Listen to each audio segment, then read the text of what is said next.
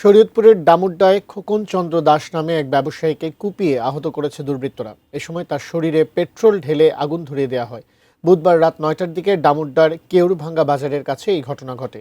Police অভিযুক্ত হামলাকারী রাব্বি ও সোহাগের পিতাদের আটক করেছে। ডামুডার কেউরভাঙ্গা বাজারে ঔষধ ও মোবাইল ব্যাংকিংয়ের ব্যবসা খোকন চন্দ্র দাসের। বুধবার রাতে দোকান বন্ধ করে বাড়ি ফেরার সময় তার উপর ৩ দুর্বৃত্ত হামলা করে।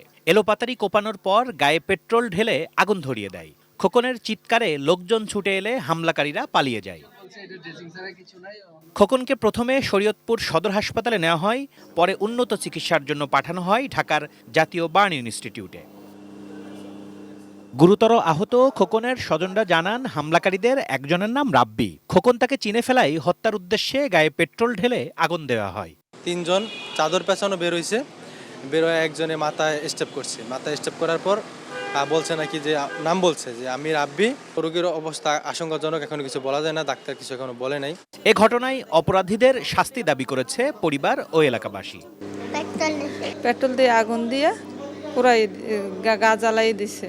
পুষ্কুনির মধ্যে লাফ দিয়ে পড়ছে, মানে ওই অবস্থায়। তারপর এক পার দিয়ে পড়ে আর এক সাইড দিয়ে উঠছে। Shekhar Azad, ATN news, Dhaka.